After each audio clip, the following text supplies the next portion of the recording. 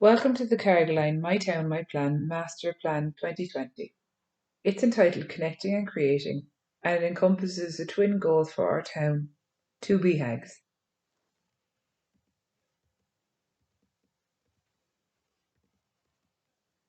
This came about as a result of CCAD's My Town, My Plan programme, which was a social enterprise training programme run in several towns across the county, both in West Cork and South Cork areas. In Carrigaline, it meant the coming together of people who came from a variety of community organisations and none, many of whom were meeting for the first time. We also had attendees from our hinterland areas, including Ballygarvan, Crosshaven, Passage West, and Monkstown. So this plan seeks to serve the needs of the whole of the harbour area to connect and strengthen the South Cork community. This set of incredibly well-run professional workshops with visits from several experts covered topics including climate crisis mitigation and adaptation, sustainable travel, community buy-in, finance and structural reform. All issues were pertinent to our existing organisations. This led to the creation of two main BHAGs, otherwise known as Big Hairy Audacious Goals, namely the creation of a civic, arts and cultural centre in a central location within the town, and the vision of Carrigaline as a 15-minute town, with sustainable travel being the natural choice for all.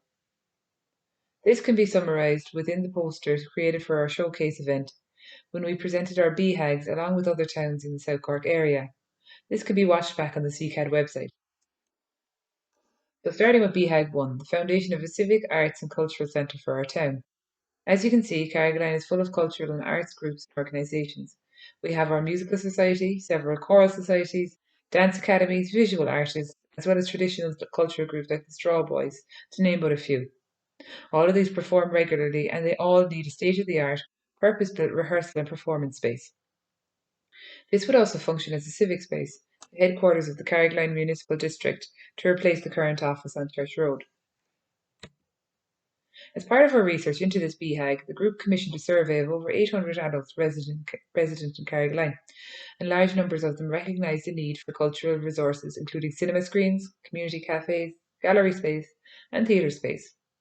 All of these could easily be incorporated into a civic, arts, and cultural centre, plus more, including a heritage showcase of the history of our world-famous pottery. The key to this is that the centre will be multi-purpose and flexible to the needs of the community. This isn't just a Carrigaline phenomenon. We are twinned with Gudel in France and Kirchenon in Germany, and when visiting these towns with a similar demographic profile to us, we are amazed with the facilities that they have for their citizens.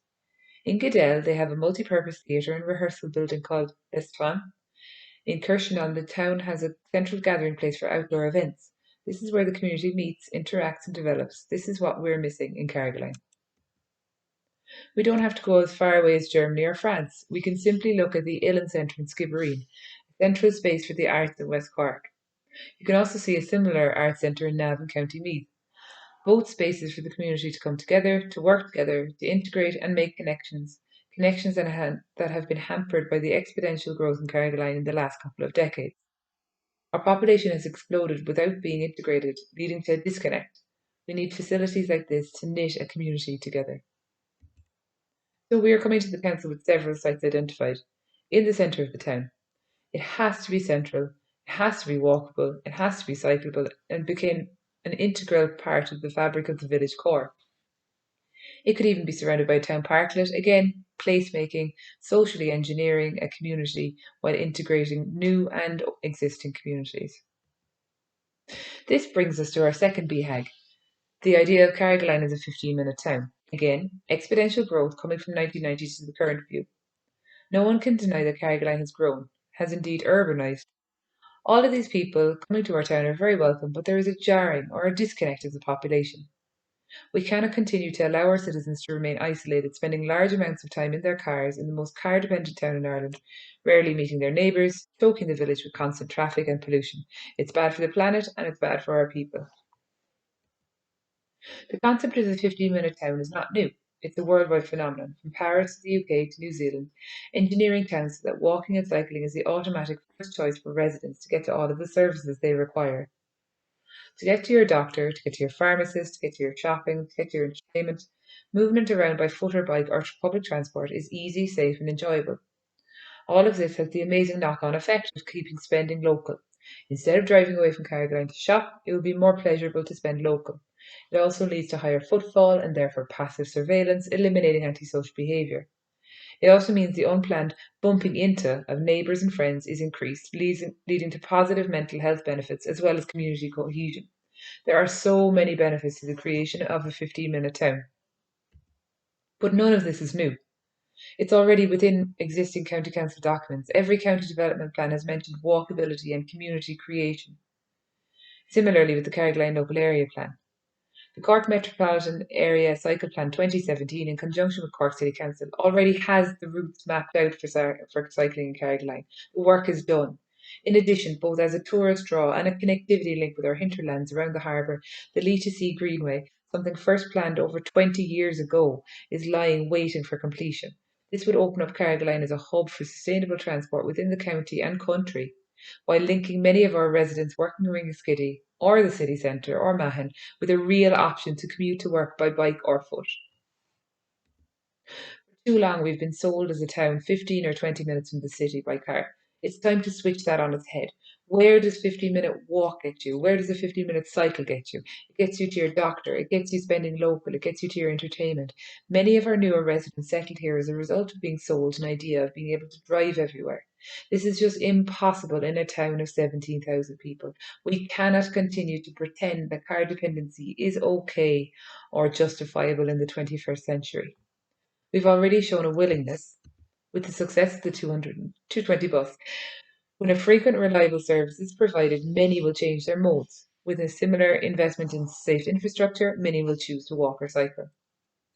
We need to design our town differently. We need to put in the hard infrastructure to prioritise the pedestrian, not just pay lip service to them in a lofty plan placed on a shelf, never to be seen again.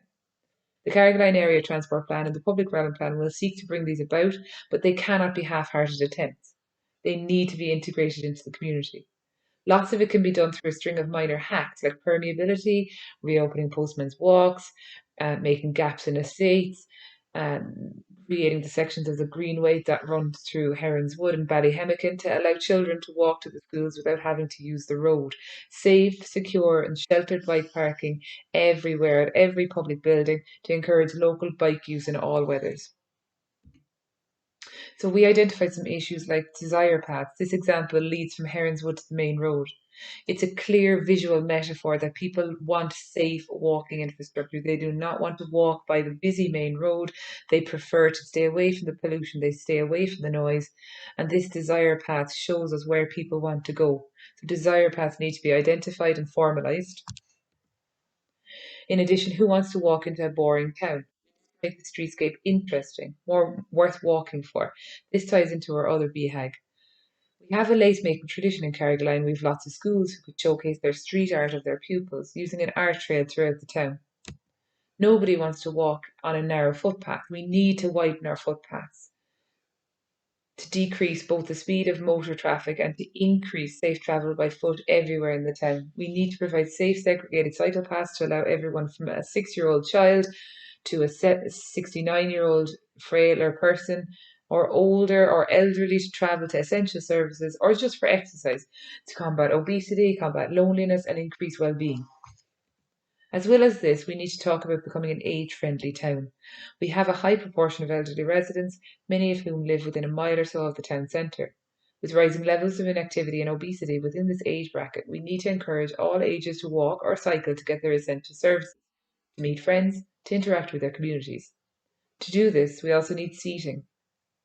From our sheltered housing for the elderly on both Kilmoney Road and Mount Rivers to the main shops, there is not a single bench for these people to take their rest. This is because of both the narrow streets and roads, as well as a lack of forethought to now for these people's specific transport and health needs. Before any of this happens, our citizens need to know the statistics. Carrigaline air quality is dire, but we need to see the statistics. We need to fund purple air monitoring stations within Carrigaline to measure both domestic and transport emissions, so that residents know what they are contributing in terms of pollution of the planet, as well as the extent to which other people's health is affected. Finally, what I would say is that both BHAGs will be taken on board with gusto by the people of Carrigaline.